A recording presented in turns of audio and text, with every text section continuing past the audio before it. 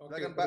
Oke, terima kasih Pak Randy, Bu Silvina, terima kasih juga Sumardi dari Trakindo. Ibu tadi mempraktekkan atau menjalankan virtual training bahkan sejak sebelum kita dipaksa oleh keadaan ya, dari 2015, itu berarti kondisi masih sangat belum seperti sekarang. Nah, terus kemudian kita menyadari bahwa dalam pembelajaran itu atau interaksi itu ada dua variabel utama, yaitu si trainer sama si peserta atau attendance. Nah, tadi dijelaskan sudah banyak sekali tips-tipsnya terkait bagaimana sih mengelola, memanage pembelajaran virtual ini, terutama dari sisi trainernya atau fasilitatornya. Pertanyaan saya mungkin terkait bagaimana kita, karena ini kan ada dua variabel ya, satu trainer, satu audience atau participants. Nah, dari sisi participants itu bagaimana caranya kita atau punya tips, terutama membangun culture bahwa sekarang itu dunia sudah berubah, shifting. Jadi walaupun karena kalau ini basicnya, kalau walaupun nanti kita upayakan dengan semenarik mungkin, kalau ini basicnya dia juga tidak mau berubah, itu juga akan pasti effort kita jauh lebih besar. Nah, mungkin Ibu yang sudah experience mulai dari 2015 bisa sharing bagaimana kita mengkampen bahwa dunia itu berubah. Terima kasih, Bu. Silakan Bu, langsung saja Bu. Baik, terima kasih Pak Sumardi. Ya, saya mengalami Pak Sumardi, saya mengalami situasi di mana learning itu dianggap kelas 2, ya. Jadi kalau training itu tim saya tuh harus repot gitu ya, nelpon-nelponin orang buat turun, apalagi ketika prosesnya masuk ke virtual. Tapi tadi di ujung akhir, tadi Pak Sumardi sendiri sempat menyampaikan satu poin yang saya mau share sebetulnya, mengkampanye. Jadi mengkampanye itu memang jadi tantangan buat kita supaya ya si audience dan terutama manajernya juga kemudian melihat training ini adalah sesuatu yang memang kritikal, nggak bisa enggak ya. Jadi saya ingin menciptakan membuat mereka jadi nagih gitu ikut training. Jadi memang kita brainstorming lama dengan tim pada waktu itu Pak Sumardi, tapi saya bagi-bagi tugas ya. Saya sendiri berusaha mengakses BOD ya untuk bisa dalam setiap program yang cukup penting hadir ya, untuk membuka, untuk menunjukkan bahwa ini memang penting, nggak cuma omdo gitu, katanya people the greatest asset gitu.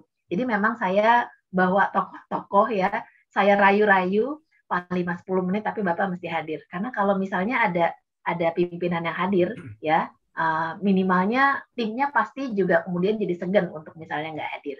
Jadi memang meng-approach ke manajemen itu satu hal.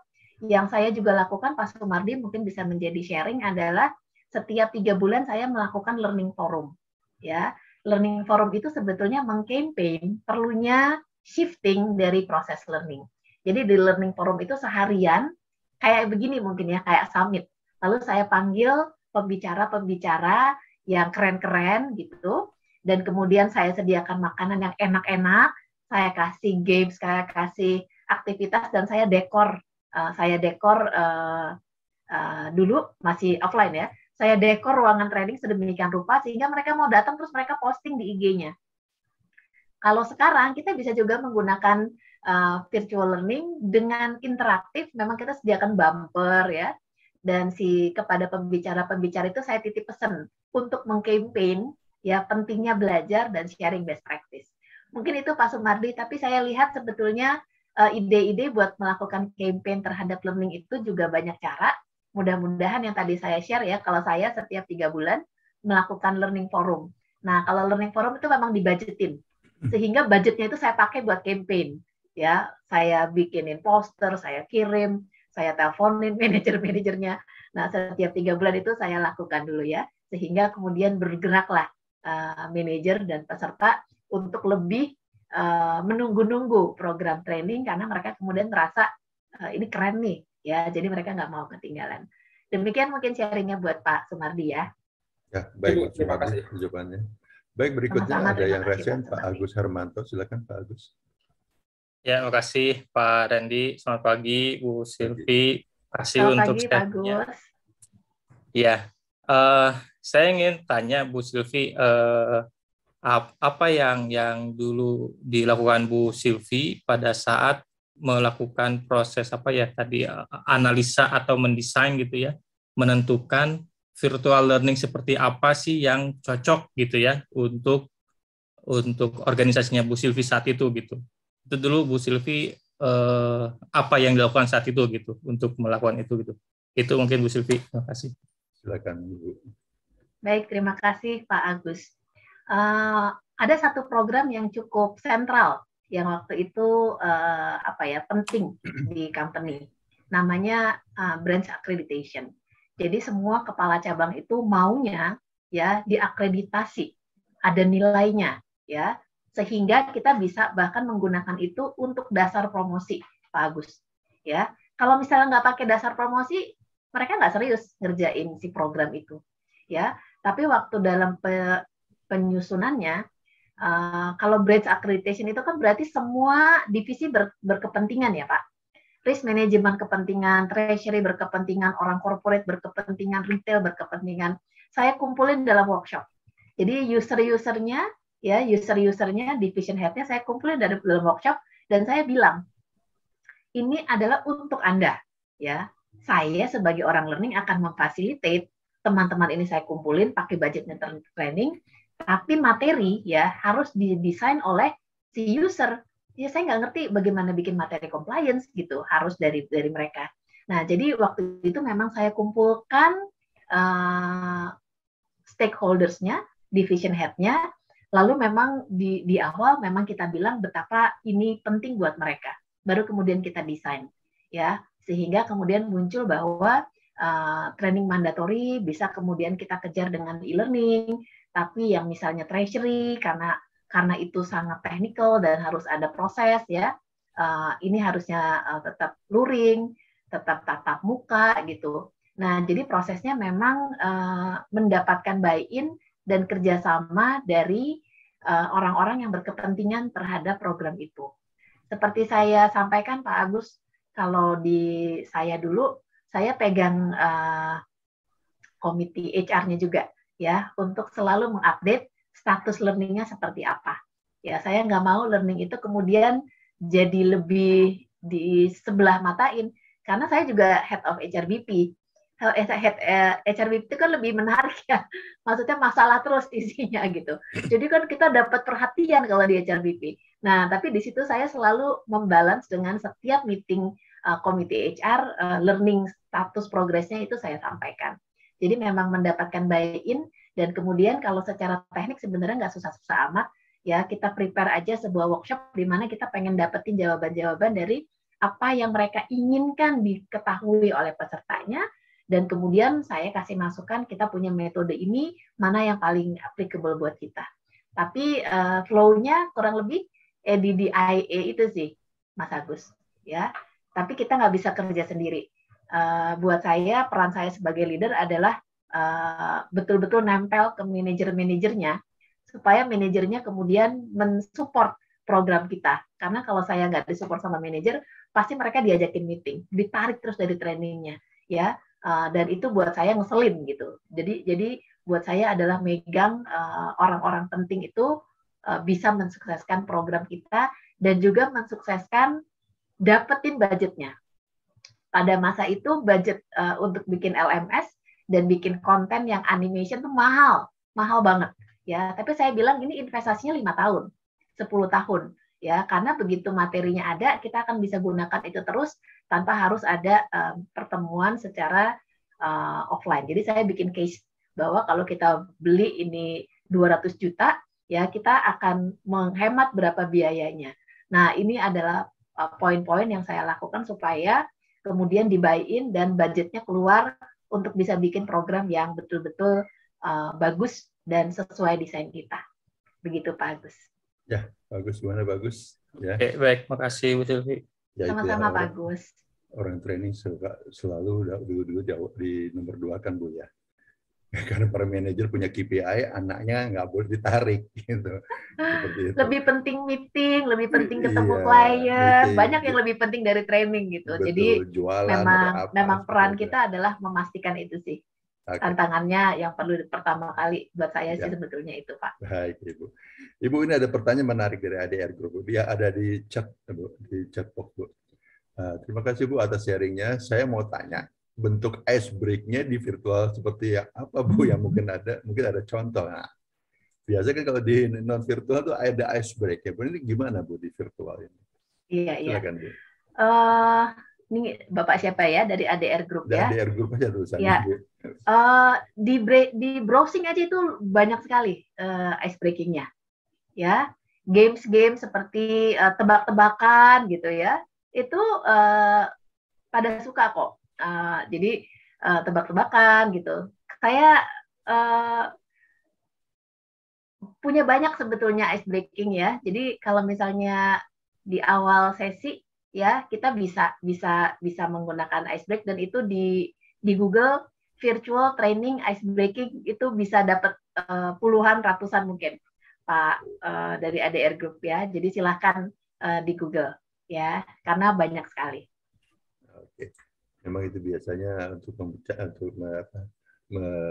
mencari suasana yang sepi kan bisa pakai ice break tadi virtual juga. Orang masih bingung seperti apa. Baik, berikutnya ada pertanyaan dari Ibu Titin. Ibu silakan, ada 3 pertanyaan, Ibu. Pertama, bagaimana bisa memastikan virtual learning dapat diterima dengan baik oleh peserta? Kedua, bagaimana cara mengukur efektivitas dari virtual learning dan bagaimana cara mengimplementasikan hybrid learning? Silakan, Ibu. Baik.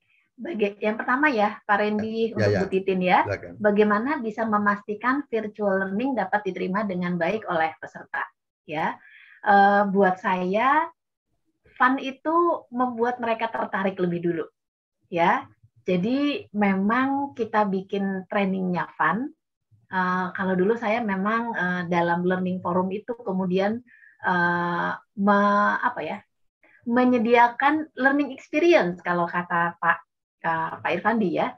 Jadi kita membuat peserta itu ketika selesai training itu merasa happy dan refresh gitu. Jadi memang desain trainingnya harus kemudian menarik, seru ya. Kalau dalam sebuah klien saya di akhir dari sesi selalu ada post test, dan post testnya itu nanti diumumkan 3 tertingginya dapat voucher ya, voucher duit ya, e-money gitu. Jadi mereka memang sampai di ujung memang hadir supaya mereka bisa jawab tes itu gitu, dapat e-money gitu ya.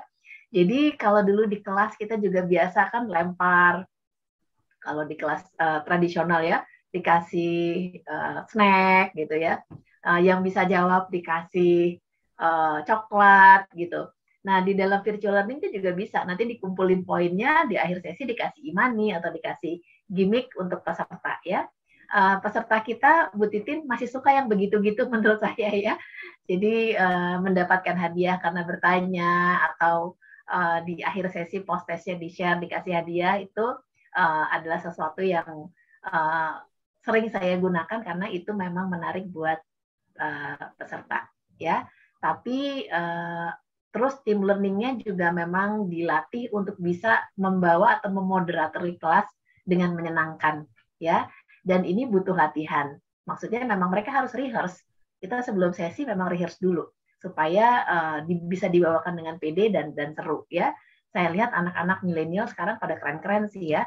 Jadi dengan mereka bisa membawakan itu dengan menarik, ya, itu juga akan bisa berkontribusi kepada poin 1 ya, sehingga mereka bisa menerima dengan baik. Poin 2, bagaimana cara mengukur efektivitas dari virtual learning? Nah, kalau di inti pesan ini biasanya di akhir sesi ada polling ya. Nah, kita bisa gunakan polling, dan itu ada di Zoom, ada pollingnya ya. Menggunakan aplikasi lain juga bisa mengukur efektivitas dari pembelajaran. Karena kalau misalnya Kirkpatrick kan ada level 1-nya adalah seberapa puas, seberapa happy peserta dengan program. Itu dikasih polling tuh bisa langsung dilakukan, dan zaman dulu kita kan harus ngerekap-rekap ya. Sekarang enggak. Sekarang dengan virtual learning, salah satu yang paling signifikan membantu adalah evaluasi itu jadi lebih mudah ya. Begitu juga dengan post dan pre-test. Ya, kalau saya kadang-kadang kalau misalnya nggak mau rumit, pakai Google Form aja. Di Google Form itu kemudian mereka akan bisa langsung melihat hasil nilainya, dan rekapnya bisa saya tayangkan langsung pada saat itu. Dan bahkan prosesnya bisa kita bahas kalau misalnya ada pertanyaan-pertanyaan yang memang banyak yang salah. Poin 2 adalah termasuk menentukan dulu, Bu Titin, training ini mau kita ukurnya bagaimana efektivitasnya. Nah, jadi sebetulnya efektivitas atau apa efektif atau enggaknya kita tentukan dulu di awal, sehingga nanti pengukurannya bisa kita desain mau diukurnya dengan cara seperti apa. Dan yang ketiga, bagaimana cara mengimplementasikan hybrid learning. Nah, ini saya bisa refer ke pengalaman saya yang saya ceritakan saya start di 2015. Jadi buat training-training yang sifatnya mandatori karena modulnya ada banyak ya, itu dilakukan melalui LMS. Atau kita minta mereka submit tugas ya, taruhnya linknya di LMS. Nah, itu hybrid. Jadi bacaan, materi ditaruh semua di situ, lalu disediakan kuis. Ya, jadi mereka kuis dulu, ada pre-testnya, ada kuisnya. Nah, begitu di dalam kelas kita sudah bisa mengakses hasil dari pembelajaran di LMS, di online, lalu kita bahas. Ya, jadi kita bisa tahu mana yang mereka belum paham. Dan di LMS kalau saya dulu langsung dikasih kesempatan peserta untuk meletakkan pertanyaan untuk modul-modul tertentu yang mereka sulit. Jadi ketika di kelas betul-betul langsung kan dipepet ya, kalau di kelas itu kan nggak mau terlalu lama. Apalagi dulu saya di bank kan ada yang dari Surabaya, dari Semarang gitu ya. Jadi memang langsung ke poin-poinnya aja untuk yang tatap mukanya. Atau di tatap mukanya sifatnya sudah celebration-nya. Ya, karena kita tetap menggunakan training sebagai refreshment ya. Pak Randy, Bapak dan Ibu ya. Kalau training tatap muka itu saya tuh agak rewel soal makanannya mesti enak, ruangan trainingnya mesti bagus gitu ya. Karena itu experiencing, jadi mereka juga semangat untuk training. Jadi budget training itu saya gunakan untuk hal-hal yang memberikan learning experience yang positif, sehingga mereka habis sesi training pasti minta lagi, nagih lagi. Dan kemudian si hybridnya itu memang setelah sesi offline masuk lagi ke LMS-nya ya. Jadi seperti tadi saya tidak bisa spesifik menyampaikan bagaimana caranya, tapi kita desain dari awal ya. Dan desain itu setiap kali program biasanya kan kita minta persetujuan, ini oke apa enggak, budgetnya berapa. Nah, jadi journey pembelajarannya digambarkan, mana yang bisa online, mana yang sinkron, mana yang asinkron, mana yang harus tatap muka ya. Jadi journey itu yang kemudian menjadi acuan kita untuk kemudian mengimplementasikan pelatihannya. Mudah-mudahan menjawab ya, Bu Titin ya.